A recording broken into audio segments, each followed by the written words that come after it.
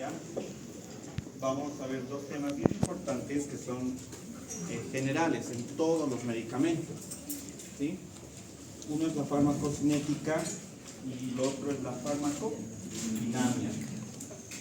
La farmacocinética no es nada más que el estudio de todos aquellos procesos, de todo aquello que los órganos o tejidos le hacen al fármaco, desde que ingresa hasta que sale. Entonces, todo lo que los órganos o tejidos le hacen al fármaco, desde que ingresa hasta que sale, se denomina farmacocinética. Y la farmacodinamia es lo contrario, todo lo que el fármaco le hace al organismo. Así de sencillo, van a acordar aquí, ¿ya? Dentro de la farmacodinámica, perfecto. Y esto está en todo lado. El átomo, ¿verdad? A significa absorción. Hay otros que indican aquí la L, que es liberación, pero estos cuatro vamos a ver bien, ¿sí? La absorción, la D es la distribución. M es el metabolismo, excreción. ¿Sí? La excreción. Entonces, veamos por la absorción, ¿sí?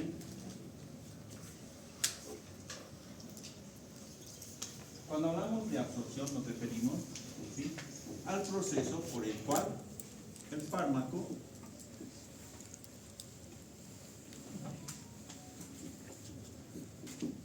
va a llegar a la sangre, ¿sí? La absorción, ¿bien?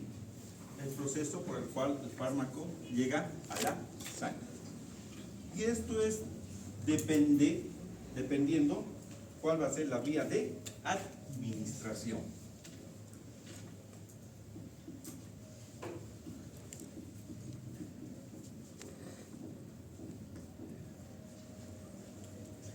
¿Sí? Todas las barreras que va a sufrir el fármaco desde que se administra hasta que llega a la sangre. Entonces, y entre las vías de administración vamos a tener cuál? Vía oral, ¿verdad? Las más importantes, vamos a ir desglosando después poco a poco. La vía parenteral, son las más importantes, pero vamos a desglosar. Ahora, para que se dé este proceso de la absorción, ¿sí?, los medicamentos que mejor se van a absorber van a ser los siguientes, ¿ya? Principios de función.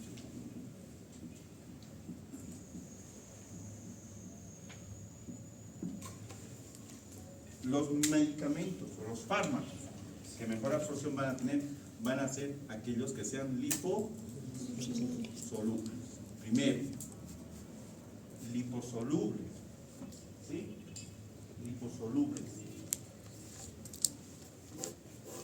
Dos, no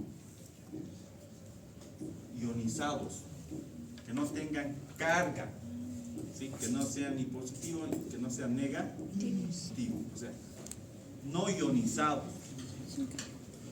Tres, el tamaño, ¿sí?, el tamaño. Mientras más pequeños sean, se absorben mejor, ¿sí? Por ejemplo, uno de los fármacos o drogas más pequeñitas es el litio. El litio, ¿ya? Tiene aproximadamente 7 kilodaltons su peso, ¿sí? Y uno de los más grandes, el litio es un medicamento que se utiliza en los trastornos de la personalidad, ¿verdad o no? ¿Tenemos bastante litio o no nosotros? ¿En dónde? En el salar de Uyuni, ¿sí? Para trastornos depresivos, para trastornos bipolares. cantidad, pero sí se utiliza. Donde más se utiliza es en la fabricación de baterías, ¿verdad? Por eso tienen que cuidar el litio ustedes, ¿o no? El alteplase es uno de los medicamentos que es una molécula muy grande, tiene mayor a 100 kilodalton, ¿ya? El alteplase, ¿sí? Es un medicamento que se utiliza en la coagulación, ¿ya?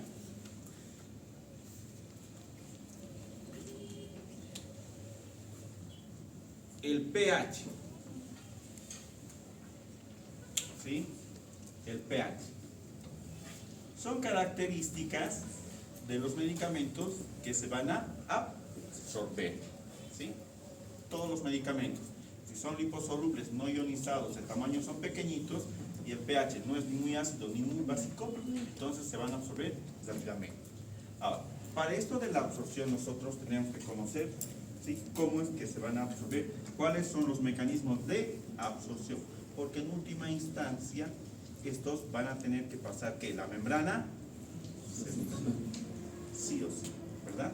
Entonces vamos a hacer un repaso de la membrana celular. ¿Cómo está conformado? ¿Qué es? Una bicapa lipídica.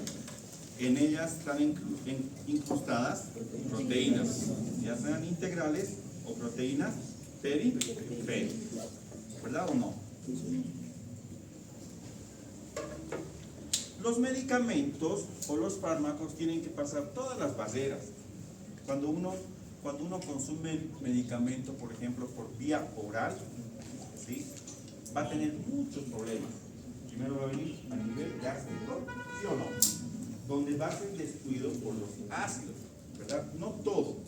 Luego de eso tiene que pasar la membrana celular de las células gástricas, ¿sí? Y no solamente en el estómago, sino en el intestino delgado. La mayoría de los fármacos o las drogas donde más se van a absorber va a ser en el estómago o en el intestino delgado. En el intestino delgado. ¿Por qué? Porque tiene mayor superficie de absorción por las velocidades, por ese aspecto, ¿sí? Bien. Ahora, todas las velocidades que ustedes quieran, todas están conformadas por células, ¿verdad? Ya sean enterocitos o células gástricas. Todas las células tienen esta característica. Y la forma por la cual se van a absorber puede ser de dos tipos. ¿Cuáles son? Muy bien. ¿Cuáles? El transporte puede ser pasivo, el transporte activo, ¿verdad?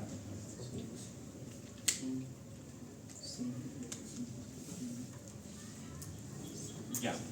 En el transporte activo va a haber pérdida de energía, ¿verdad o no? Y en el transporte pasivo, no. Ahí puede ser por difusión simple o difusión facilitada, ¿sí? Y en el transporte activo puede haber un transporte secundario. Por difusión simple van a pasar aquellos que son, por ejemplo, moléculas muy pequeñitas, ¿sí?, y que sean liposolubles. Pasan directamente, ¿sí?, externamente, ¿ya? Por difusión facilitada, ¿sí?, por difusión facilitada, el medicamento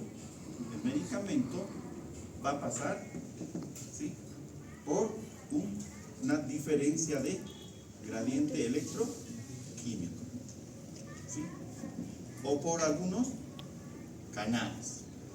Esos canales se encuentran a nivel de las proteínas, ¿sí?, proteínas. Por ejemplo, por difusión simple, difusión facilitada, ¿qué medicamentos pasan? ¿Sí? Por transporte pasivo, ¿sí? Son dos medicamentos. Vamos a ir dando ejemplos para que ejemplo. Sí. Tenemos a la tiamina. ¿Qué es la tiamina? ¿Qué? ¿Va? No tengan temor. La vitamina B12. 1, ¿verdad? La vitamina B1, el complejo B, la tiamina. Y otro es la metformina. La metformina. ¿Qué es la metformina? Que es hipoglucemiante, es un antidiabético. ¿Sí? La metformina es uno de los medicamentos más utilizados por todas aquellas personas que presentan diabetes tipo 2. Es el primer medicamento de elección, la metformina. ¿Sí? Normalmente estos dos, ¿sí? Pasan. Entonces, pueden pasar por difusión facilitada cuando hay diferencia de gradiente de presión. ¿Sí? Si aquí hay más, aquí hay menos, de aquí va a pasar aquí, para equilibrar la presión. Y si es en contra, ahí va a ser un transporte activo porque se va a necesitar ¿qué? Gasto de energía. Son muy pocas los medicamentos que realizan ese tipo de transporte. La mayoría es por transporte activo, ¿sí? Por transporte activo o transporte secundario o transporte facilitado. Por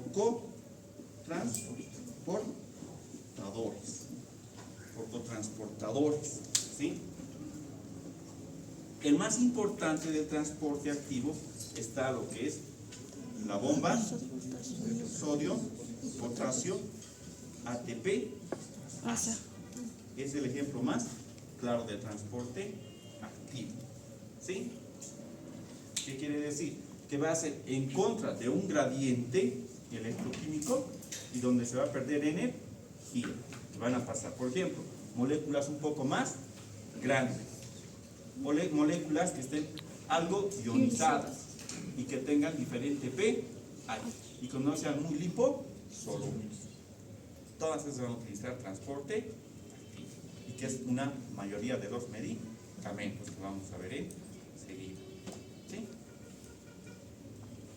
Un ejemplo claro, por ejemplo, ¿cuál es? De transporte activo. Es la digoxina.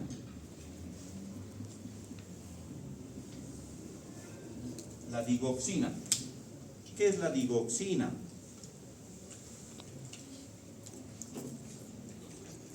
¿Quién sabe? La digoxina. ¿Quiénes utilizan? Los cardiólogos. ¿Sí? Es un medicamento que se utiliza bastante en lo que es la insuficiencia cardíaca congestiva. Hace que el corazón no trabaje muy fuerte.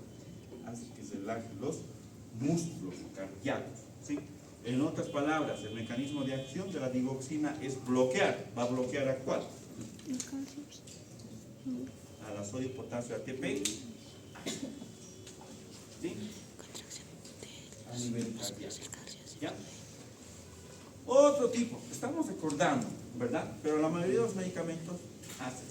Y estamos recordando otro tipo de transporte secundario que es por cotransportadores. ¿Qué quiere decir? Que hay una proteína, estas proteínas hacen que ingrese una sustancia a su vez hace que ingrese otra sustancia B. Cotransportadores. Proteínas que transportan una sustancia y al mismo tiempo ayudan a transportar otra sustancia hacia el interior, ¿verdad? Ahora, esos son cotransportadores, son proteínas que transportan. Esas proteínas se denominan MR1, DMR, ¿sí? CSL. Así está, ¿sí? Así está, ¿sí? Es que son varias proteínas que se encuentran en la membrana celular y tienen esta denominación, ¿sí? Son proteínas de ese tipo. O también denominada glucoproteína P. Glucoproteína P. ¿Qué son? Cotransportadores. Son cotransportadores. ¿Y qué hacen? Transportan una sustancia al interior, ¿sí? Cuando transportan dos sustancias al mismo lado, ¿qué se denominan? ¿Sí? Sin porte. Cuando esos transportadores transportan una sustancia a hacia adentro y otra sustancia B hacia adentro, se llaman sin porte. Ejemplo, el sodio, proteínas que transportan, o transportadoras de sodio hacia adentro, ¿sí? hacen que transporte también neurotransmisores. ¿Qué neurotransmisores? Ejemplo, de sin porte. Hay medicamentos que son neurotransmisores. ¿Qué medicamentos conocen? Neurotransmisores. Son adrenérgicos. Bien importantes. Noradrenalina. Dopamina. Y la serotonina. ¿Sí? Es un ejemplo. Ejemplo de transporte secundario sin porte, que transportan sodio y a su vez transporta uno de estos tres. ¿Sí? Es un ejemplo de sin porte. ¿Sí? O lo contrario, ingresa una sustancia y hace que salga una sustancia B. ¿Qué se denomina eso? Antiporte. Antiporte. Ejemplo, igual, sodio ingresa y va a salir ¿qué? El calcio. Carbonato de calcio, carbonato de calcio. ¿Sí? Bien.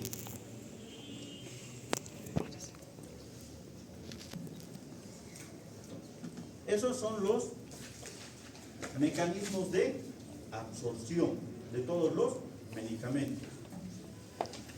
Ahora bien,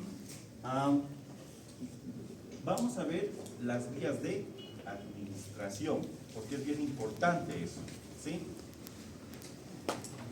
Cuando se administra por vía oral, la primera vía de administración, la vía oral.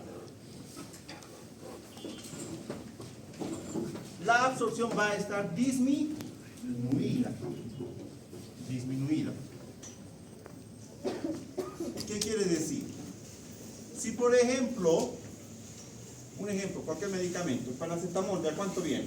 500. De 500. Viene de 500 miligramos, ¿verdad? ¿O no? La tabletita, ¿sí? De los 500 miligramos, no va a llegar todo a la sangre, los 500.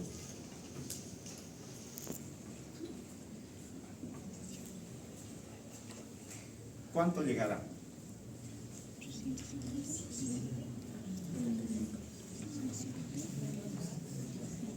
¿Por qué?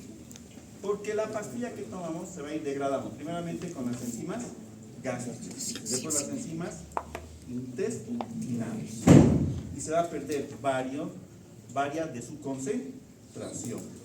Y no va a llegar la misma concentración, va a llegar menos. Porque el momento de pasar esto también son baseras y va a disminuir que pasa, ¿verdad? Disminuir.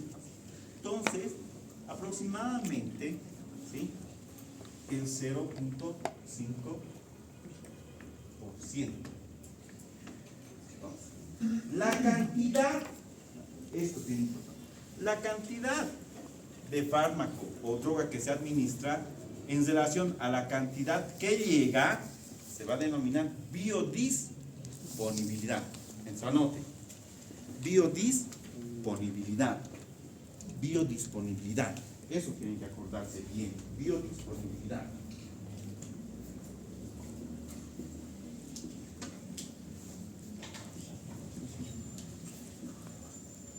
Biodisponibilidad. Es el 0,5% aproximadamente. ¿Qué quiere decir? La fórmula, vamos a utilizar la fórmula. A la biodisponibilidad, en los textos está como F, ¿sí? Y la fórmula es esta, ¿sí? Concentración del fármaco que llega al tejido o al líquido, o al flujo, en este va a ser la sangre. ¿Para cumplir qué? Su objetivo. Cuando nosotros consumimos un medicamento, tiene que llegar a su objetivo, al órgano, para cumplir su función, ¿verdad? Desde que se administra. Entonces, eso tiene que dividir entre la concentración administrada.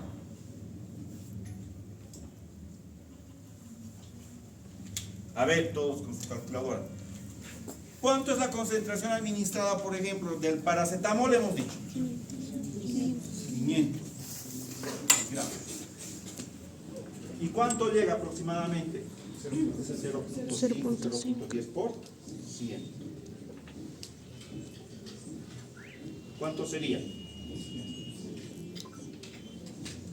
0.5. Regla de 3. 0.5. ¿Quién ha sacado? 1.5, 2 miligramos, ¿verdad? Esa es la biodisponibilidad. Es la biodisponibilidad. Entonces, la vía oral sí tiene su función, pero no llega toda la dosis administrada por todos los cambios o por todas las barreras que tiene que pasar. Pero, ¿cuáles son las ventajas de la vía oral? Muy bien, uno, todos los medicamentos por vía oral son económicos, porque obtenemos, por ejemplo, la ciprofloxacina que viene en tabletas, ¿verdad? O cápsulas. ¿Cuánto cuesta? 50 centavos bolivianos, ¿verdad o no? Pero también tenemos por vía intravenosa. ¿Cuánto está? 10, 20, 30 bolivianos. ¿Ve la diferencia? Entonces, uno es económico. Otro, fácil de administrar, ¿o no? Cualquiera se administra, ¿verdad o no?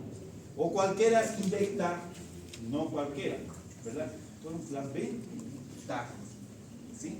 Era la ventaja. Las desventajas de la vía de administración oral, ¿cuáles serían? Bajo porcentaje de absorción, baja biodisponibilidad. ¿Cuánto es la biodisponibilidad? 0.5. Lo perfecto en biodisponibilidad, ¿saben cuánto es? Que sea 1. ¿Cuál es lo perfecto en biodisponibilidad? 1. Ejemplo, si yo le doy 500 de, aquí, si le doy 500 miligramos de paracetamol y le llegan los 500, ¿cuánto es? 500 entre 500, 1. ¿O no? ¿Se dan cuenta? Sencillo, ¿verdad? La concentración administrada o la dosis administrada abajo, y arriba tiene que estar la concentración que llega al tejido o la sangre. Le doy 500, si llega a 500 es 1. Por vía oral, pero ¿cuánto es? 0.5. ¿En qué vía de administración sería 1? Intravenosa, ¿verdad o no? Lo que le da. Muy bien. Ahora, el otro problema de la vía de administración oral son los efectos adversos. ¿Cuáles? Todos los que son alteraciones a nivel del tipo gastrointestinal, náusea, vómitos, mareos, ¿verdad o no? En última instancia pueden llegar a lesiones ulcerativas, como por ejemplo los antiinflamatorios no esteroideos. De entre todos ellos, el más gastrolesivo, el que más lesiona, es el ketoprofeno, la aspirina, el diclofenac. No tanto, pero es lesión a nivel gástrico y a nivel renal, pero más los AINES antiinflamatorios no esteroideos, por ejemplo, lesionan estas cosas. El paracetamol, el ibuprofeno son AINES. Vamos a ver, pues, ¿se dan cuenta? Por eso no es en farmacología lo que tienen que aprender, muchachos, no es recetar por recetar. Mientras menos medicamentos el paciente consume, es mucho mejor. Cuando consume 2 medicamentos, el riesgo aumenta. O sea, son más efectos adversos a nivel hepático y a nivel renal. Y si consume 3, es mucho peor. mientras menos medicamentos el paciente consume mejor, porque todos los medicamentos, todos quieran así, no son inocuos, o sea, todos sí o sí tienen algún tipo de efecto. La diferencia es algunos más y algunos menos. Por eso, el veneno se diferencia para hacer eso que ha dicho. La dosis nos va a inducir el veneno. Mientras más dosis, es un veneno, cualquier fármaco. Te puede llegar a... Sí. Bien, vía oral. Otra vía sublingual. ¿Verdad o no? Vía de administración, es más importante. La vía sublingual, debajo de la lengua, ¿verdad? ¿Cuál es la característica de la vía sublingual? La característica es, pues cuando nosotros le damos por vía oral, viene al intestino, se absorbe, pasa a la sangre y sí o sí tiene que pasar por el hígado. ¿Verdad o no? Por la vena, o no. Y eso se llama efecto del primer paso.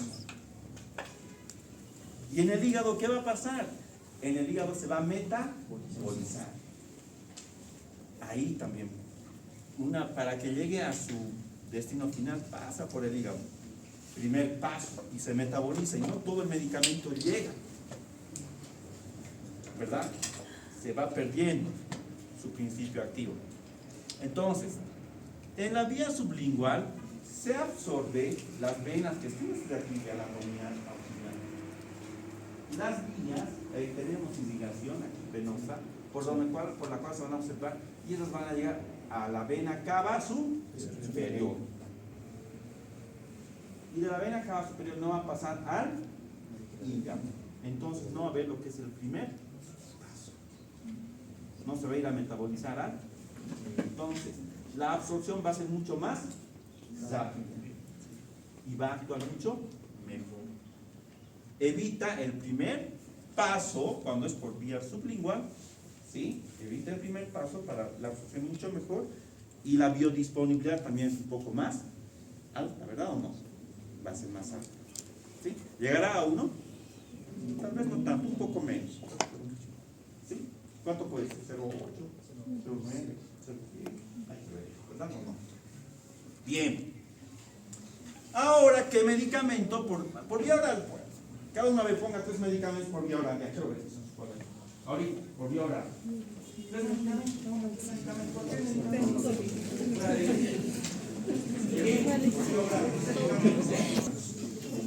De 400 y de 600. El ibuprofeno.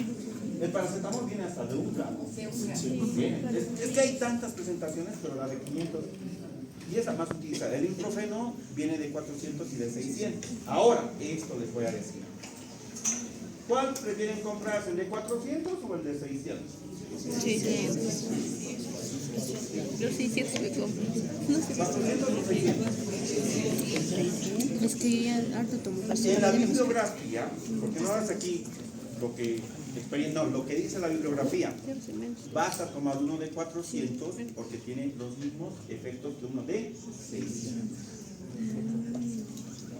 O sea, ¿se dan cuenta? Eso está en la bibliografía, según biodisponibilidad y todo lo demás. ¿Han entendido? Entonces, de 400. ¿Ya? ¿Cada cuándo? Cada 8 horas, o cada 6 horas. Vida media. ¿Sí? Bien.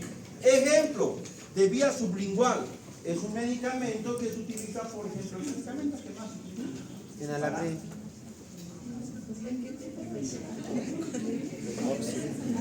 Para cuando tiene aterosclerosis. En Alapre. Aterosclerosis y En Alapre.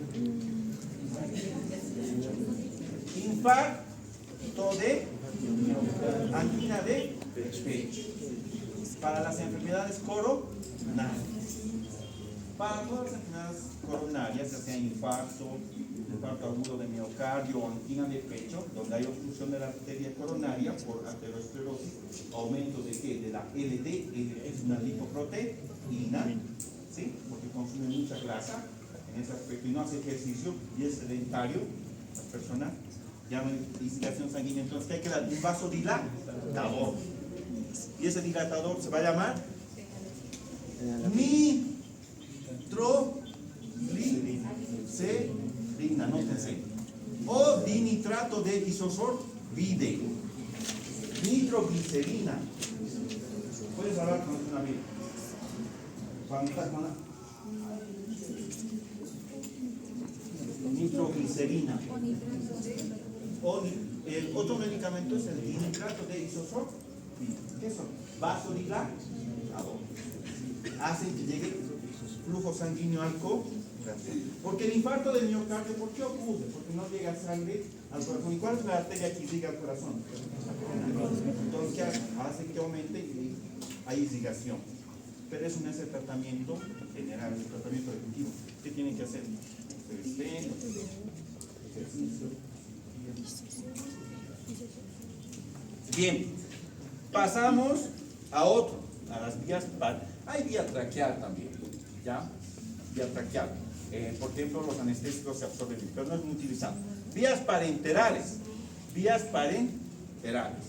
Entre las vías parenterales tenemos la vía subcutánea, vía intramuscular y la vía intravenosa. Vía subcutánea, vía intramuscular y vía intravenosa. Ahora sí. La biodisponibilidad de estas dos vías es de 0,75. De la vía subcutánea y de la vía intramuscular. ¿Cuál es lo mejor? La biodisponibilidad de este tipo. ¿Cuánto es el valor? 1%. ¿Y de estos cuánto es? 0,5. ¿Sí? El mecanismo de absorción de estos medicamentos por vía subcutánea y por vía intramuscular es por difusión facilitada. Porque ustedes inyectan, ¿verdad?, al tejido subcutáneo o al intramuscular, y como hay gradiente de presión, hay harto medicamento va a pasar hacia la célula. Aquí hay harto y va a ir pasando hacia la sangre. ¿Se dan cuenta? Difusión facilitada por vía subcutánea y vía intramuscular. ¿Cuáles son las ventajas y desventajas? Vía subcutánea, un medicamento que se administra por vía subcutánea es bien conocido. ¿Cuál es? Ya, otro. Bien conocido. ¿Qué? Ya, las vacunas. Varias de las vacunas. Pero hay uno que sí se utiliza cuando los pacientes tienen el azúcar muy alto. Y la insulina, ¿por dónde es por la vía de alimentación? Subcutáneo. Ya no tenés eso. Voy a revisar. Si no, subcutáneo, ¿dónde está? Insulina. Insulina. ¿Sí? Insulina. ¿Y dónde normalmente se administra? En el antebrazo. Pero normalmente en el abdomen. Músculos rectos del abdomen. Todos los pacientes que tienen diabetes, ¿qué tipo? ¿De qué tipo? 1. También de todos. Pero normalmente los que se administran insulina siempre son los de la diabetes tipo 1. Porque ellos no producen nada de insulina. Mientras tanto, los del tipo 2 producen insulina, o lo que es, tienen resistencia a la insulina, pero producen un poco. ¿Se dan cuenta? Ya, ¿se han anotado? Ya, en estas grandes, quiero ver. Vamos a ver por dónde se administra la insulina.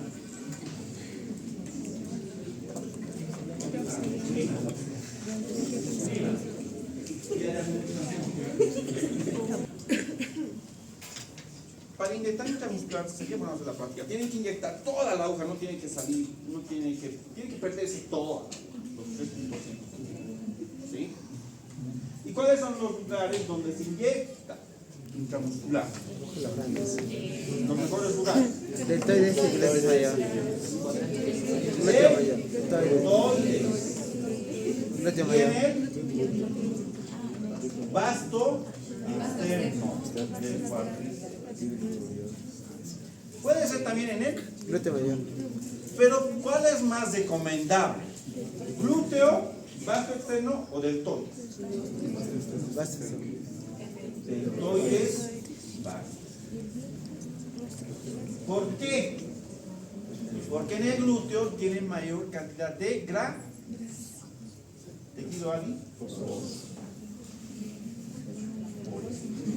Y cuando tienen mayor tejido adiposo, tienen menor irrigación sanguínea. Claro, el glúteo sí tiene adentro bastante, a nivel muscular tiene bastante irrigación sanguínea, pero es más recomendable a nivel de la deltoides y a nivel del vasto externo. Nada, si es muy delgado, ¿sí? Puedes utilizar lo que es el glúteo, pero no hay problema si tú haces todas las medidas de asistencia de ti, lo que se hace verificar, ¿verdad o no? Sí, o sea, intramuscular, a ver, la vía intramuscular como la vía subcutánea, el mecanismo de absorción es mucho mejor cuando hay mayor irrigación sanguínea en esos lugares.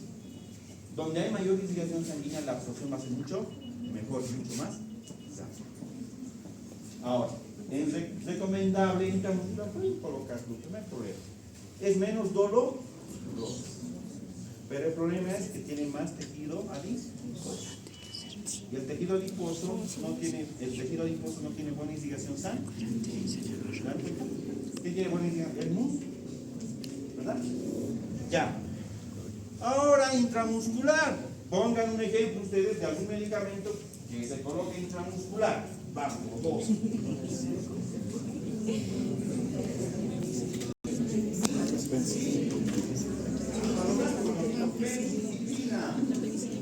Procaínica o benzodiazepina o la benzina sódica. Bien, vámonos a la vía intravenosa. Cuando utilizamos la vía parenteral, o sea, subcutánea, intramuscular o intravenosa, la desventaja es que tienen que tener técnica, ¿verdad? No cualquier persona lo realiza. Los medicamentos son un poco más caros. Y el momento de realizar esta acción pueden darse efectos adversos, ¿verdad o no? Como lesiones nerviosas, musculares, hematomas, infecciosas, etc. Intravenosa. La intravenosa va a tener una biodisponibilidad de 1. ¿Se dan cuenta? De 1. Entonces, la ventaja de la vía intravenosa es que el efecto de acción va a ser más rápido. Mayor cantidad de efectos adversos. ¿Perdón? Mayor cantidad de efectos adversos. Tiene mayor cantidad de efectos adversos. Una vez que le das intravenosa ya no puedes repetir, no le vas a sacar el medicamento, no se puede. O sea, si inyectas mal alguna cosa, chao, enseguida los decir que no tienen que inyectar por vía intravenosa. ¿Sí? Eso se va a notar toda su hoja. Ya, intravenosa, un ejemplo de intravenosa. Pongan. Metamizol o dipirona, que es un analgésico. Ahora, el metamizol o la dipirona es un analgésico, se puede inyectar en bolo que es directo a la vena. Eso es rápido. ¿Sí? Ahora hay que tener mucho cuidado, eso puede ser rápido, pero hay medicamentos que se inyectan intravenosa, pero tiene que ser muy lentamente. Ejemplo de eso, antibióticos como la vancomicina. Tienen que dominar la vancomicina porque es un medicamento, es un antibiótico que se utiliza. Es una de los médicos, ¿verdad? Siempre les he dicho esto, ¿o no? ¿O no? La vancomicina es uno de los últimos medicamentos que se utiliza para todo tipo de infecciones. Porque la mayoría, es que el problema es que cuando utilizan antibióticos consumen de la farmacia cualquiera y van a crear resistencia. Especialmente estafilococos. Y cuando sucede eso, ningún medicamento da efecto. En última instancia tienen que consumir vancomicina por vía intravenosa. Tiene que entrar eso en 1 hora. Porque si entra rápido, va a haber descarga de histamina y síndrome del hombre rojo, todo se vuelve rojo. Es peligroso, puede haber una plebitis necrosis. ¿Cuánto tiempo tiene que entrar la vancomicina? Vancomicina de 1 gramo IV cada 12 horas, diluido, introduzcan cada 60 minutos. Tiene que ser kilo, 100 o 200, pero tiene que ingresar en 1 hora. ¿Por qué? Porque puede provocar que les erice. ¿Y por qué se debe eso? Degradación de histamina. ¿Y la histamina qué produce? Vasodilatación. ¿Y cuando hay vasodilatación, qué va a haber? Eritema. Cuando les pinchan a ustedes el mosquito, tienen alergia, ¿qué se vuelve? ¿Color? Rojo, ¿verdad o no? ¿Por qué hay degradación de histamina? ¿O no? Histología. Todo lo que lleva el primero, el segundo, todo se lleva. Tienen que acordarse, no es aprobar y después olvidarse, ¿no?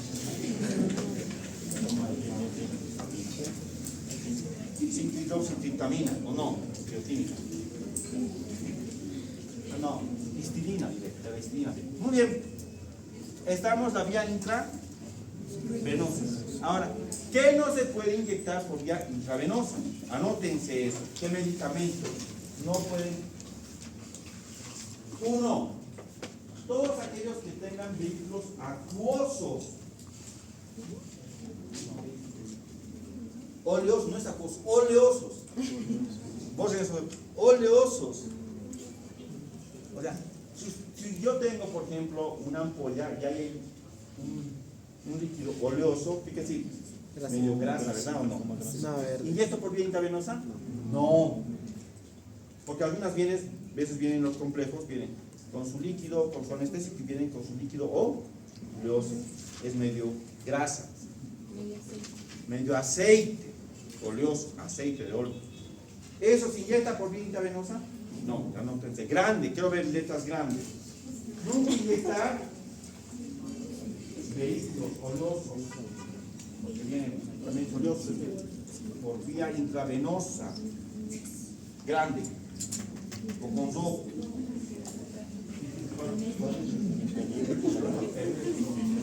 Lo que no debo hacer. Otro. Medicamentos que precipiten, o cuando se combinan dos medicamentos y hace que se precipiten, que hayan gránulos, nunca se tiene que inyectar eso por vía intravenosa. Medicamentos que precipiten, o combinación de medicamentos que precipiten. Vía rectal. Vía rectal. Los supositorios, ¿verdad? Normalmente, en los supositorios pueden venir, por ejemplo, la indometacina en supositorio. La indometacina, que es un antiinflamatorio no esteroideo, baja la fiebre y baja el dolor. ¿Sí? O en las mujeres, los óvulos de metronida, en las mujeres a nivel vaginal, a nivel mucosa, nada que ver rectal. Rectal, los supositorios estamos haciendo de la indometacina. ¿Cuál es la característica de la vía rectal? El 50% del medicamento, no va a pasar por el primer paso. El 50%. ¿Por qué? Por la forma de irrigación sanguínea que tiene el recto. Tiene las mozones externas, ya la próxima van a tener dibujadito, por favor. ¿Dónde están los del grupo? No sé qué grupo me tocará. Anótense, por favor.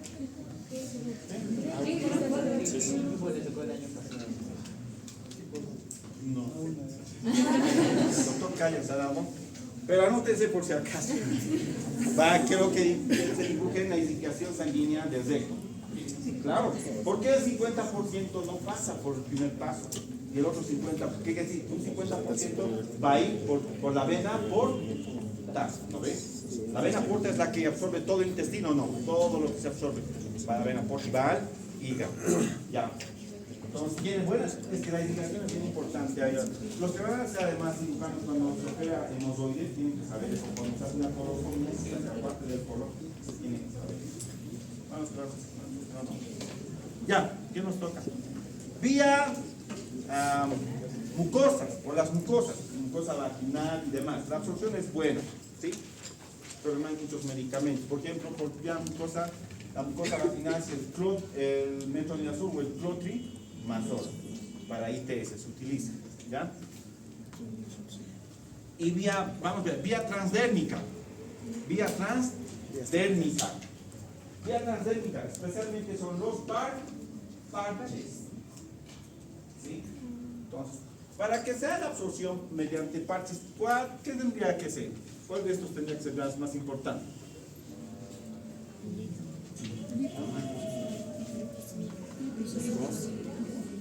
Mientras más liposoluble sea en las presentaciones que vienen como jaleas y demás cremas, tienen que ser liposolubles. Ahora, cuando son parches, de la misma forma, son no ionizados y el tamaño tiene que ser pequeñito. Ahora, los parches, normalmente, ¿qué medicamentos vienen en forma de parche? La administración, la biodisponibilidad es baja, no es tan alta, porque vienen con varias barreras. Por ejemplo, parches para que no fume uno, parches de nicotina. ¿Verdad? Parches de nicotina. Para el dolor muy fuerte, hay un medicamento que es muy fuerte. ¿Se acuerdan? ¿Cuál es el anestésico más fuerte como anestésico también?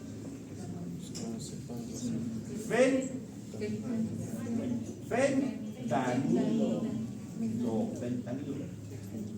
El fentanilo es 100 veces más potente que la morfina. ¿Cuál es el medicamento que ustedes conocen que se utiliza para el cáncer? Morfina. Cuando ningún medicamento, ningún anestésico le hace efecto al paciente, ¿qué consume? Morfina. Es bien poderoso. Ahora, 100 veces más potente que la morfina, ¿qué se dice? Es solamente se utiliza en inducción anestésica. Hace que el paciente no sienta nada. Hay que tener mucho cuidado con este medicamento porque es muy adictivo.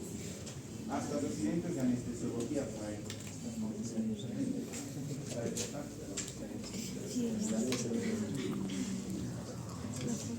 Hay otro que es más potente que el fentanilo.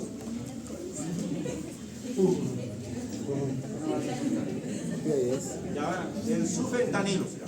Ya. Vámonos de la absorción, vámonos a la distribución. Saben que muchachos, este tema tendría que dar en dos, porque solamente metabolismo es algo largo. En los textos que van a ver, metabolismo siempre está como un capítulo aparte. Pero vamos a resumir algo, porque solamente tenemos un día.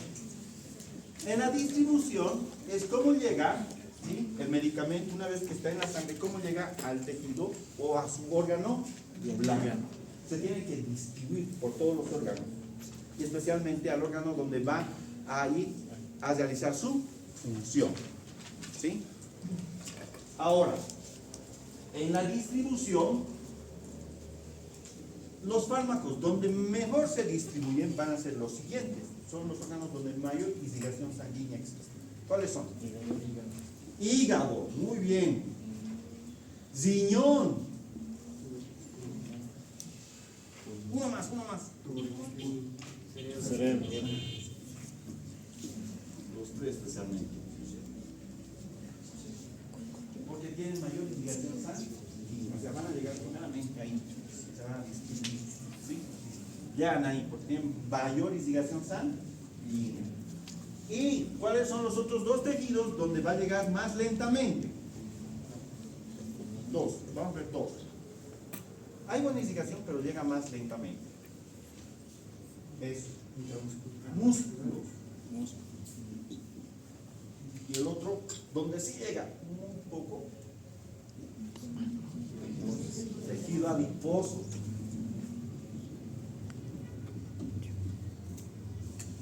Por eso el tejido adiposo es almacenamiento. Todos los fármacos que se consumen, ¿dónde se van a almacenar al final?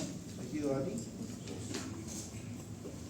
Bien, una vez que se distribuyen, ¿sí?, tienen que unirse. La distribución está bien directamente relacionada con la... Se van a unir. ¿A qué se unen? Proteína. A las proteínas. A la luz. A las proteínas. Ahora, esto quiero que sepan, muchachos. Todos los medicamentos, todos los fármacos que se consumen, ¿sí?, todos, la mayoría, se van a unir a proteínas. Ahora, ¿quiénes van a cumplir su función? Los medicamentos que estén unidos a proteínas o los que estén sueltitos, libres. ¿Quiénes cumplen su función? Los fármacos o medicamentos o sustancias que estén libres, sueltos. Pero se consume en mayor tiempo. Exacto. Las proteínas lo sueltan poco a poco. Por muchas razones. Vamos a ver la primera, ¿ya? Cuando la proteína se une al fármaco, no deja que éste cumpla su función. ¿Por qué? Porque un fármaco, una droga, tiene una molécula específica, y esa molécula específica, van a ver ustedes, es esto, el fármaco, y este es el receptor. Para que se una, entra exacto, ¿verdad o no? Sí. Pero si esto está unido a una proteína, ¿cabrá? No cabrá. Eso vamos a ver. Van a ver el fármaco dinámico. Cómo se une y cómo se desencadena todo para que la función se inhiba o se estimule. Entonces, la mayoría de los medicamentos se unen a proteínas. Ahora, las proteínas normalmente que van a utilizarse como transportadores son la albúmina. La primera. La albúmina va a transportar especialmente aquellos fármacos ácidos débiles. Ácidos débiles. ¿Sí? Por eso les he dicho que los fármacos pueden ser un pH ácido o una pH alcalina. La morfina, por ejemplo, es alcalina. ¿Ya? Bien. Entonces, ¿quiénes transportan fármacos ácidos débiles? Las proteínas. ¿Y quiénes transportan fármacos álcalis o bases débiles? Globulina. Globulina alfa 1. La alfa globulina. O en algún texto he leído globulina alfa 1 ácido o ácido. ¿Sí? Pero la globulina ácido. Muy bien. Bien. Una vez que se distribuye en los tejidos, va a cumplir su función. A esto se va a entrar a la farmacodinámica. Ahora, la distribución puede alterarse. Se altera la distribución. ¿Sí? ¿Qué factores alteran la distribución? Por ejemplo, las enfermedades. ¿Qué enfermedades? La hipoproteinemia o hipoalbuminemia. Bueno, que tengan pocas proteínas. Enfermedades degenerativas, enfermedades con cáncer. ¿Cuánto es lo normal de proteínas en el organismo? ¿De qué proteína? ¿Cuántas proteínas tenemos? Porque las proteínas son bien importantes. ¿Verdad o no? ¿Cuánto es lo normal de proteínas? 7 a 8 gramos decilitros. Y de las proteínas, el más importante de ellos es la albúmina, que casi es la mitad, 4.5 a 5 gramos decilitros. ¿Verdad o no? Y cuando hablamos de hipoalbuminemia o hipoproteinemia, nos referimos a hipoalbuminemia, que especialmente cuando es menor a 3 gramos o 2.5 gramos decilitro por abajo. Por esas personas que son delgadas, que no pueden engordar por algún tipo de enfermedad. ¿Cuánto de proteína tenemos que consumir al día? Por kilogramo peso. Es en bioquímica.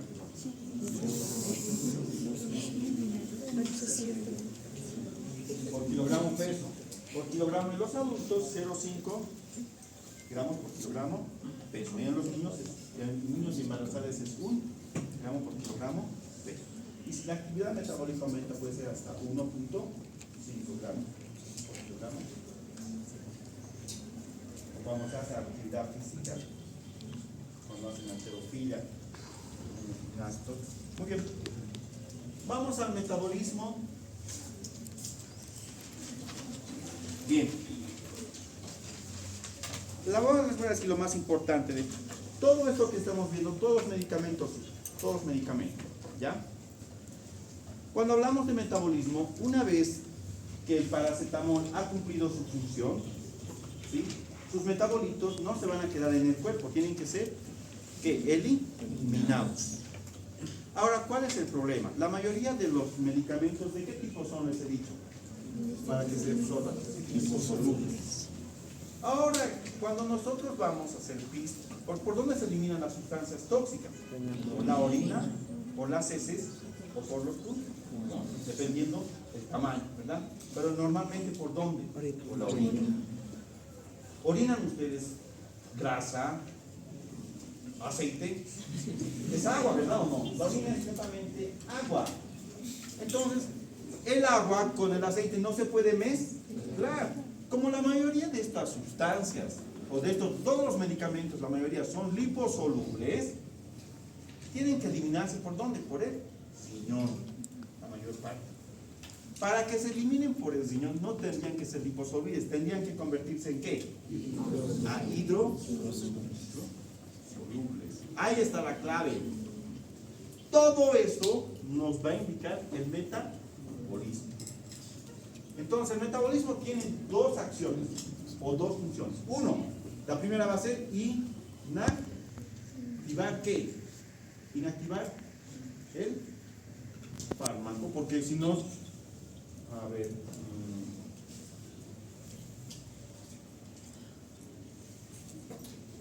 un medicamento no dura toda la vida, no consumes un medicamento y no va a hacer efecto toda la vida o todos los días. Tiene su tiempo de vida, ¿verdad? Sí. ¿O no? O por ahí, si alguien consume, por ejemplo, Viagra, no va a estar todos los días, ¿verdad? Como caballo. ¿O qué dicen ustedes? ¿Tienes tiempo de vida o no? Porque tiene que cumplir su función, pero y tiene que degradarse. Eso, tiene que degradarse. Entonces, eso va a ocurrir en el metabolismo. Primero, el metabolismo tiene dos fases, ¿ya? Dos fases. O al metabolismo también se lo conoce como biotransformación. Tiene dos fases. En todos los textos está, si hay algunos tres fases, no, todos están dos fases, van a leer todos los libros de farmacología. ¿Tienen que decir cuántas fases? Dos. La primera fase va a ser de inactivación. Y la segunda fase, va a ser de volver el medicamento hidrosoluble para su eliminación. Sencillo, ¿verdad? Ahí está más sencillo. Tiene dos fases. La primera que es inactivar el fármaco. Y la segunda es la eliminación. En la primera fase, inactivar el fármaco, todo esto es bioquímica, ¿no? Va a ser mediante la oxidación, Hidrólisis. Hidrólisis. Oxidación, reducción especialmente. Oxidación con la 5450. Y la segunda de eliminación va a ser por Conjugación. Añadan bioquímica, ¿verdad? No, se lo tienen que... La base para la farmacología es bioquímica. La vamos a repetir. Creo que estén aplazándose en el examen. La biotransformación, ¿cuántas fases tiene? Los de atrás. ¿Cuántas fases tiene? Dos. ¿Cuáles son? La primera fase de inactivación, donde los fármacos van a estar a un proceso de óxido-reducción. Y la segunda fase es de eliminación, donde va a haber conjugación, para volver el medicamento hidrosoluble, para que se pueda eliminar por él. Parece sencillo, pero es lo más complejo. En la primera fase de inactivación, van a actuar ahí unas enzimas. ¿Quién sabe qué es? Lo voy a firmar. ¿Qué ha dicho eso? Ya, vamos a firmar ahí. ¿Qué han dicho? ¿Quiénes van a producir? ¿Quiénes van a inactivar estos medicamentos que son liposolubles. ¿Cuál vos? Esto vos haré, ¿sí?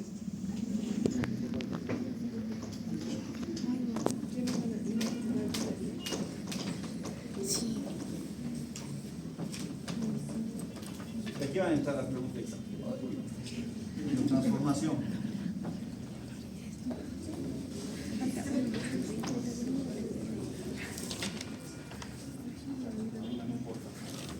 Esto debe ser dos teóricas. Biotransformación. Bien. La biotransformación tiene dos fases. Fase 1 y fase 2. Fase 2.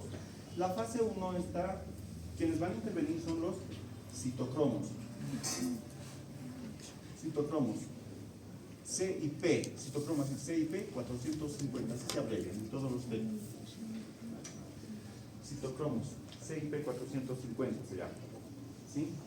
¿Dónde se encuentran estos citocromos? Para que entiendan, el metabolismo o la biotransformación se da en un órgano. ¿Cuál es el órgano? El hígado. Se da especialmente en el hígado, en el intestino delgado y en el intestino grueso, pero especialmente en el intestino en el hígado. Por eso todos los medicamentos tienen efectos adversos siempre cuando confluyen sobre él y sobre los riñones. Sobre los dos especialmente. Porque ¿dónde se van a inactivar? En el hígado. Entonces, en las células hepáticas, los hepatocitos, ahí están los citocromos. ¿En qué organelo? En el retículo endoplástico. En algunos textos está liso y otros rugoso, pero está en el retículo endoplástico, que es un orgánulo membranoso, ¿verdad? Que comunica el núcleo con la membrana celular. Bien. Ahora, hay más de 50 tipos. Más de 50. Sí, 3 a 4 puede ser el otro. El 3 a 4 es el que es. En algunos dicen más de 50, en otros yo leí que son más de 80. Sí, no, pero son bastantes. Y están enumerados, perdón. El 450 y el 3 a 4 son los que. Sí. Ahora, este 450, ¿de dónde sale? Pues tienen que saber todo. No todo tiene su porqué. Ah, no, es el número de solución. Es el valor de difracción de esa enzima. 450 nanomoles. Ahora, normalmente de los 50, 3 nos va a interesar, 3, porque son los 3. De esos 3, el primero es el que actúa sobre 50, va a actuar sobre por el 50% de los medicamentos, todos los medicamentos que hay. Es el CIP, citocromo 3A4. El citocromo CIP 3A4. Este 3 nos indica la familia, esta la subfamilia, y el 4 es el gen donde se produce. Es el primero. ¿Quién va a actuar sobre el metabolismo? ¿Quién es sobre la biotransformación de la mayoría de los medicamentos? ¿Cuál? Citocromo 3A4. Ese es el más importante. O sea, hay más de 50, pero el que más trabaja es el obrero. El segundo, CIP 2A6. 2D6. Citocromo 2D6. Ese actúa sobre otros 25%. ¿Sí? Y el tercero es el CIP citocromo 3C8. 12C8. Ahora la bibliografía les voy a dar. En la mayoría de los textos, estos dos están. En todos los textos, los dos primeros. Y este tercero está en Goodman y la bibliografía es de Goodman y por si acaso. ¿Sí? Ahí vayan. Porque ahí está más completito. ¿Sí? En el de Carson no está separado, pero no está tan completo. En el de Velázquez tampoco. En el de Goodman y me van a preguntar siempre de dónde he sacado, yo les voy a decir, para que ustedes puedan ver. Aunque yo normalmente, ¿qué texto manejo? Carson. Claro. A ver, Goodman y Gilman, la última edición es la 14, no sé si ha llegado. Sí, Ahí sí hay COVID, pero en la 13ª no hay COVID porque es del 2018, 19 ha salido. Entonces no hay COVID. ¿O no? Pues, a veces es bueno actualizarse en fármaco además, porque los libros que son Velázquez y demás, no han salido nuevas ediciones desde 2010, 2019. ¿Habrá COVID hacia atrás? ¿Verdad o no? Bien. ¿Han entendido, verdad? ¿Han entendido esto? Entonces, ¿estos qué van a hacer? Van a hacer que la molécula o el fármaco se inactive y lo vuelven un poco más hidrosoluble. Lo vuelven un poco más hidrosoluble. ¿Sí? Estos son los citocromos. ¿Sí? Ahí. Ahora aquí, esto es preguntas de examen, auxiliar, donde sea. Esto ya no es necesario. Estos medicamentos que les voy a dar a continuación sirven para todos. Para todos. Sí, para todos.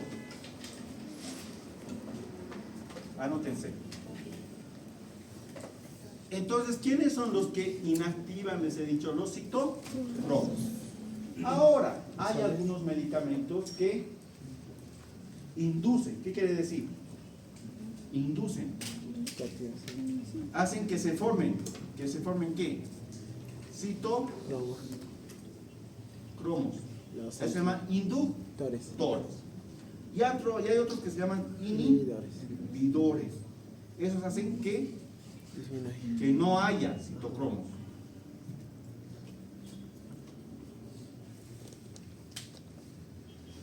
Estos se llaman interacciones medicamentosas. Todas las interacciones medicamentosas están con esto.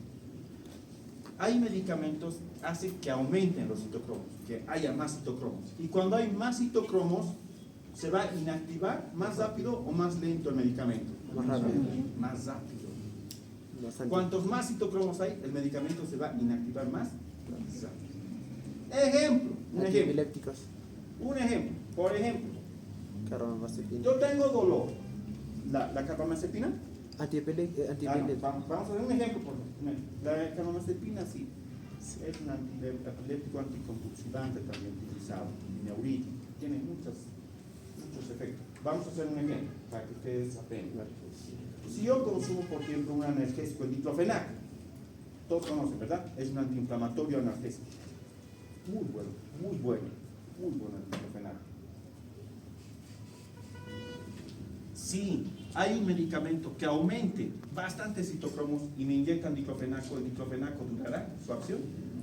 ¿Por qué? Porque se va a biotransformar muy rápido, se va a inactivar muy rápido. Ahora, si hay medicamentos que inhiben, hacen que no haya citocromos y me inyectan diclofenaco, ¿el diclofenaco se inactivará? No, va a seguir con su función. O sea, no va a tener dolor, te puedes lastimar un día, 2 días, nada, te lastimas 3 días después de haber consumido diclofenaco, nada, porque no tiene citocromos. Pero ¿cuál es el lío? Los metabolitos van a llegar a lastimar, ¿qué órganos? El hígado y el riñón. Por eso, inductores e inhibidores. Por eso, no hay que consumir medicamentos con otros medicamentos. ¿Cuáles son? Empezaremos por los inductores. Ya, el que ha dicho uno. Carbamazepina. Pero no es el más importante. Vamos a ver. Inductores. Fenobarbital. Fenitoína. Fenobarbital. Ya, la fenitoína. ¿Sí? Rifampicina. Rifampicina. Cimetidina. El más importante. Y la carbamazepina. ¿Qué fue? Carbamazepina también. Ya, la carbamazepina. La fenitoína, el fenobarbital, la carbamazepina, todos son de la misma familia. Sí, antiepilépticos. Sí, anticonvulsivantes, Sí, anticonvulsivantes. Todos son anticonvulsivantes. Entonces ya se han anotado los principales. Fenobarbital, rifampicina, cimetidina.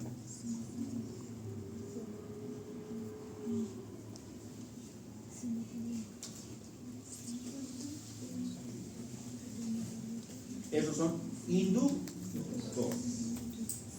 ¿Sí? Ahora vámonos con los inhibidores. El más importante es el Conazol, los azoles. ketoconazol. antiprotozoario, ¿verdad? Micótico, ketoconazol. Otro, Claritromicina. eritromicina. Uno más. No sé. Voriconazol. No sé, ¿sabes?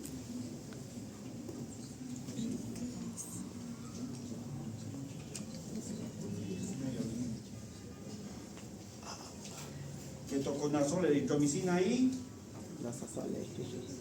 ¿qué? Azoles, doctor. No, los azoles son todos los ketoconazol. ¿Ya? No sé. Aquí nos falta la grisofulvina también. Ya. Grisofulvina. Grisofulvina es un antimicótico para cuando hay micosis a nivel capitis.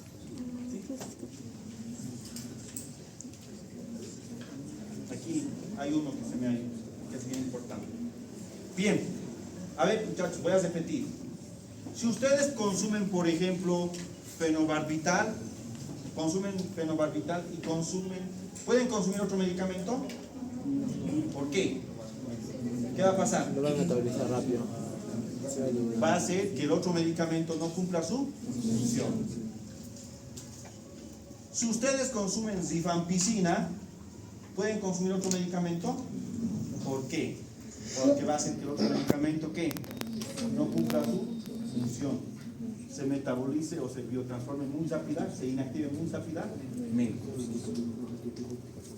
A eso que se llama interacción medicamentosa. Van a averiguar, por favor, en todos los textos ahí, van a sacar 5 de cada uno. Ya, 5 de cada uno. Les he dado 3, aquí 4, aquí faltan 2 más, pero es un poco menos esto. Cuidado, una laguna mental, falta de glucosa. Los dos inhibidores como fenigrina y carbamazepina. No, inductores. Sí, funcionan los dos. Inductores son. Inductores. La carbamazepina, la fenitoína, el fenobarbital. Sí, funcionan fenigrina y carbamazepina. Ah, claro, los dos medicamentos. Cuando no da efecto, puedes dar. Pero el problema es que no va a cumplir su función. O sea, tendrías que darle más, ¿da? Si le das cada 24, tendrías que cada 12. Ahora, ninguno no puedes dar. No es bueno dar más de 2 medicamentos. Les he dicho al principio, ¿verdad? Siempre solo uno. Ahora, si le das esto, si le das con otros medicamentos, no va a cumplir su función. Tendrías que parar uno y darle el otro. O sea, si está con fenobarbital y ese paciente necesita, por ejemplo, diclofenaco, ¿qué van a hacer? Tienen que quitarle el fenobarbital, tienen que darle el diclofenaco. Eso es, ¿ya? Eso es. Ahora, si una persona está consumiendo ketoconazol, aquí me olvidé esto. Ketoconazol, ¿sí? El ketoconazol es para las micosis se utiliza, es un imidazol, ¿ya?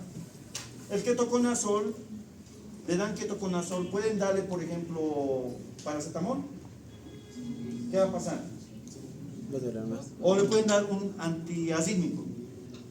¿Qué va a pasar? El antiazídmico va a seguir su función constantemente, porque no se va a inactivar. Si le dan eritromicina, de la misma forma. Esos son los medicamentos. Pero el que más da es jugo de toro. El jugo de toro es inhibidor. Ahora, si ustedes quieren seguir con su analgésico por una semana, toman jugo de toro. Pobre hígado, pobre señor.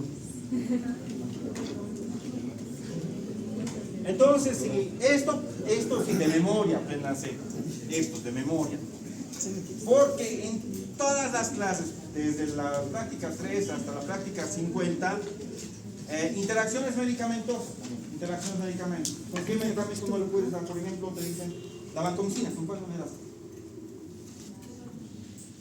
Ya, ¿o con cuál otro medicamento más? No, ¿con cuál? Con ketoconazol o con fenobarbital. Interacción medicamentosa, por ejemplo, de la digoxina. ¿Con cuál medicamento no puedes dar digoxina? Sí. Con cualquiera de estos, ya sean inductores o inhibidores. ¿Verdad? En interacciones medicamentos, basta que sepan los textos con cualquiera. Por ejemplo, La ceftriaxona, ¿con qué medicamento me lo puedes dar? ¿Verdad o no? A la primera fase, ¿verdad? En la primera fase se ha inactivado y se ha vuelto un poco hidrosoluble. Les explicaré así para que entiendan. Supongamos que este es el fármaco químicamente, ¿ya? Químicamente, así. Cuando sufre la biotransformación, en la primera fase, lo primero que se va a hacer siempre es eso, aumentar ¿qué? Un grupo oxidilo. ¿Para qué? Para que sea más hidrosoluble. El medicamento al principio no tiene. Pero cuando coloques esto se va a inactivar, porque ya no vas a conocer sus receptores, ¿sí? Y se vuelve hidrosoluble. Ahora, la segunda fase, pero no es totalmente hidrosoluble, la segunda fase es donde se vuelve totalmente hidrosoluble. ¿Qué quiere decir? Que aquí se va a aumentar otro, aquí se va a aumentar otro, aquí es lo correcto, es así, o sí, ¿verdad? Ya va a ser más hidrosoluble y se va a eliminar. Y para que suceda esto, la segunda fase se denomina conjugación. ¿Y se va a conjugar con qué? Con ácido Crónico, sulfatos, glucúrico, con ácido glucúrico, acetilas. ya sea por conjugación, acetilación o metilación. Sí. Y hay otro compuesto que es bien importante, Glutatión. glutatión. Y El glutatión. Ajá. Glutatión. Por eso el glutatión es bien importante. Glutatión se va a conjugar con glutatión para que se vuelva hidro. Filo y se elimina. El glutatión es esto.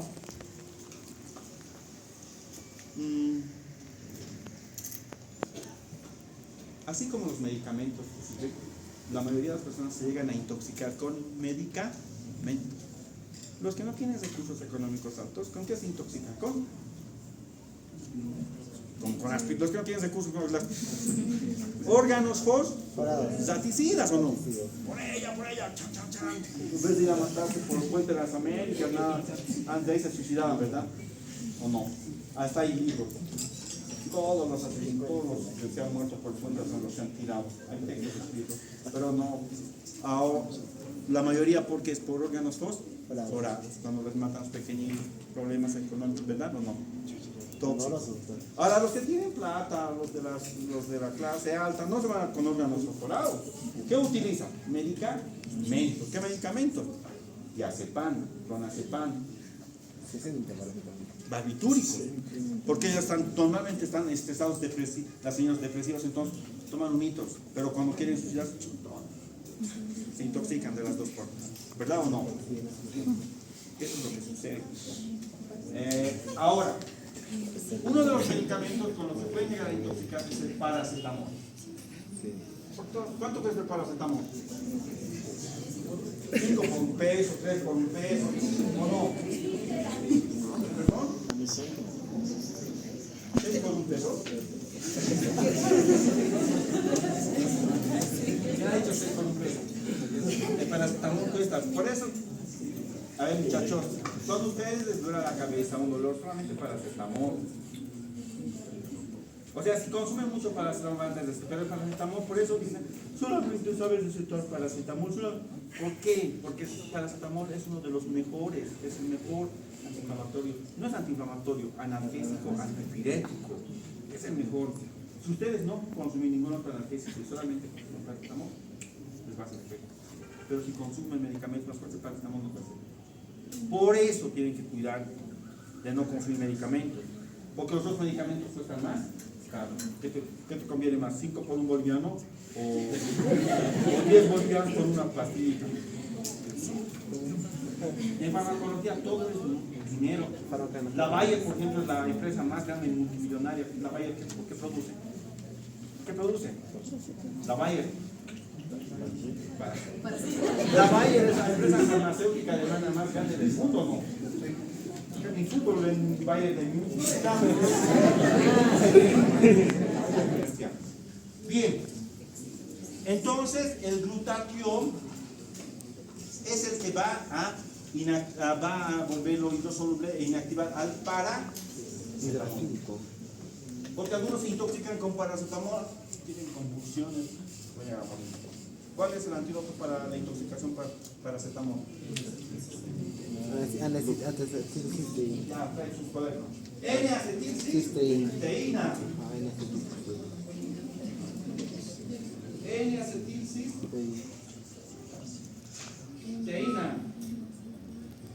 Pero, ¿cómo es que ocurre la intoxicación? Consume bastante. Todos consumen, ¿no? Paracetamol cada 6 horas o no. Entonces, el glutatión lo que hace es inactivar. Pero cuando consume más de la dosis requerida, que son 4 gramos por día o 5, entonces el glutatión se acaba y no hay quien inactive. Por eso la persona se intoxica. Por eso la persona se intoxica. Ya una vez que pasa la fase 2, que es conjugación con ácido glucrónico, glutatión por acetilación, metilación, lo que ustedes quieran, el medicamento o el fármaco, los metabolitos ya son inactivos y se van a eliminar, ya son hidrosolubles y se eliminan con facilidad por la orina. ¿Sí? Ahora, en la biotransformación también hay profármacos que se activan, o sea, nosotros consumimos un fármaco que no están activados, que para activarse, ¿dónde se van a activar? En el hígado. ¿Qué fármacos son, por ejemplo, esos? Que se van a inactivar. Consumimos, pero que no van a ser activos esos datos. Tienen que sufrir una biotransformación. ¿En dónde? En el hígado. Anótense. ¿Qué fármaco? El enalapril. ¿Para qué se utiliza el enalapril? Para la presión alta. Para hipertensión arterial. El enalapril, ¿conocen, no? El enalapril. Cuando consumen el enalapril es inactivo, pero una vez que llega al hígado se va a activar. Por eso es como profármaco. Y el activo se va a llamar enalaprilato. Otro, la ciclofosfamida.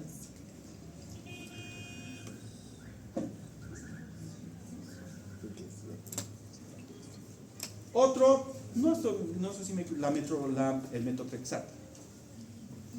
Metotrexato. Es un antirreumático. Ya. Muy bien. Vamos a acabar con la sesión lo más cortito. ¿Ya?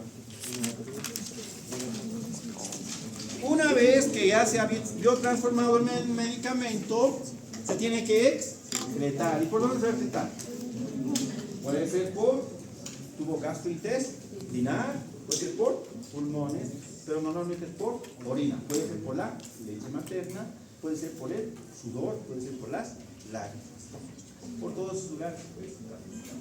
Pero el más importante siempre va a ser el renal. Y la excreción renal por 3 mecanismos. ¿Cuáles son los 3 mecanismos?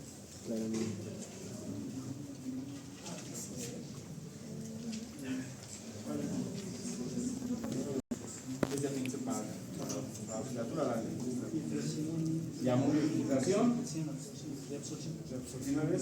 filtración glomerular, secreción y reabsorción. Así de sencillo. Así de sencillo. ¿Cuáles son entonces? Les he dicho.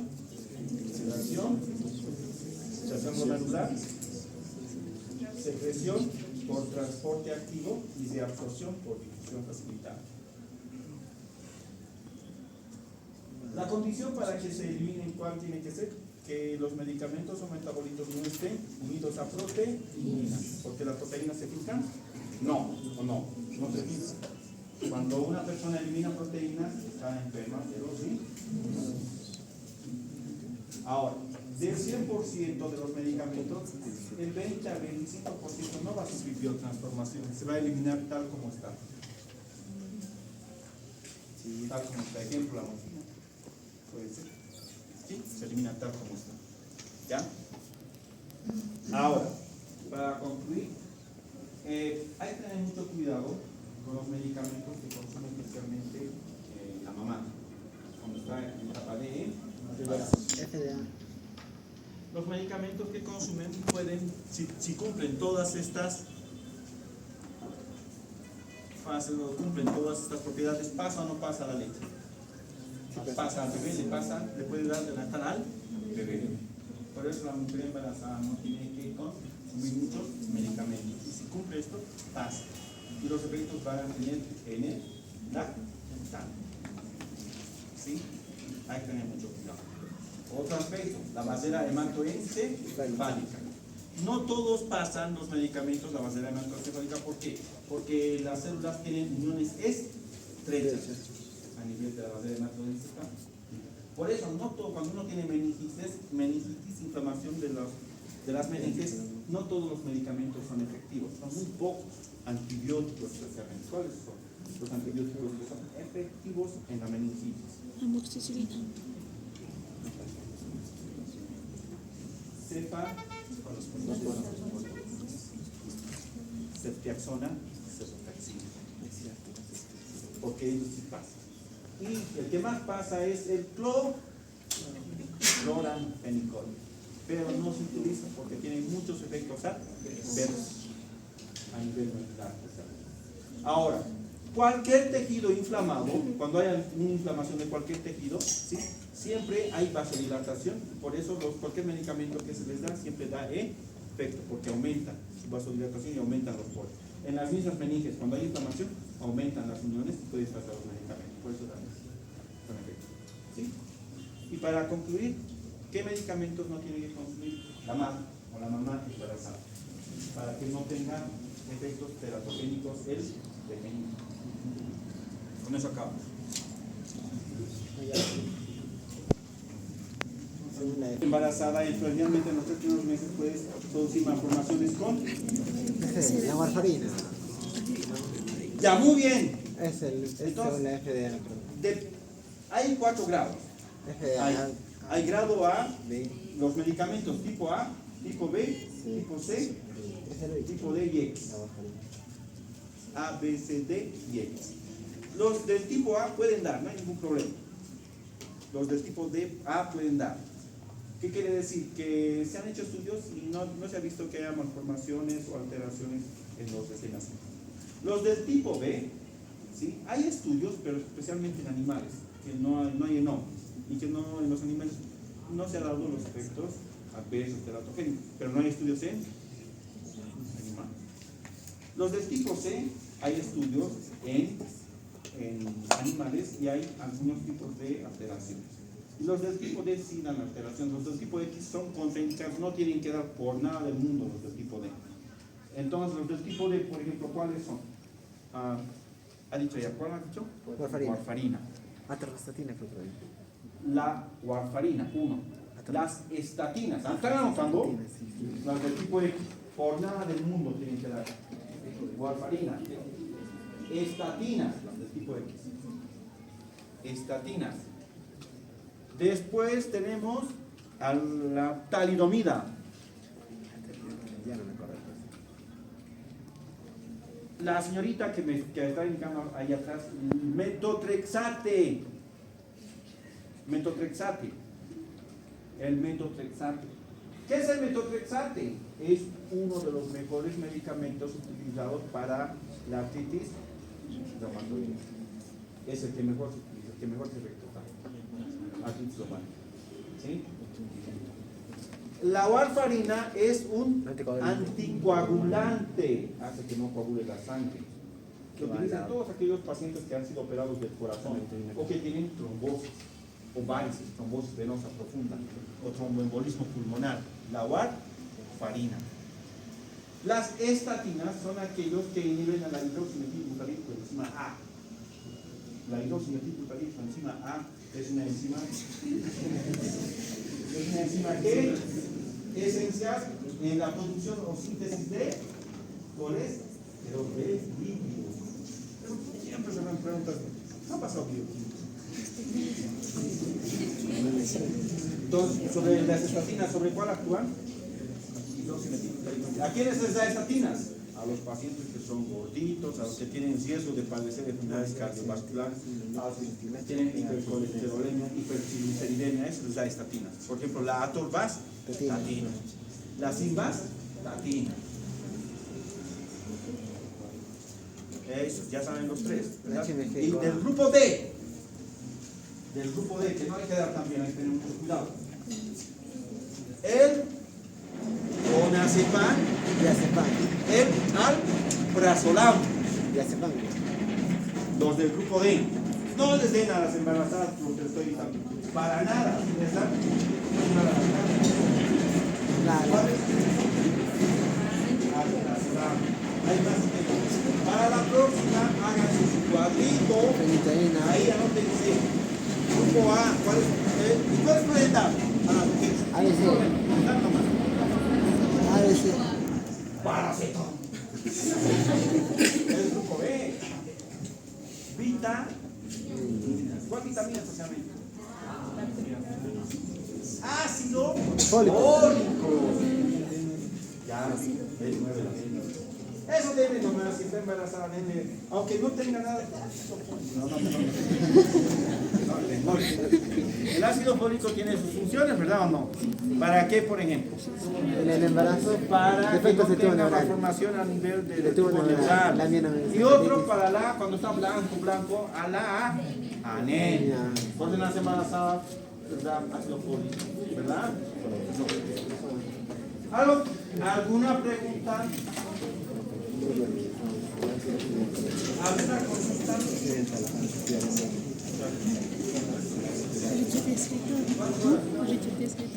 Ya hemos pasado 2 teóricas en uno, porque con esto de biotransformaciones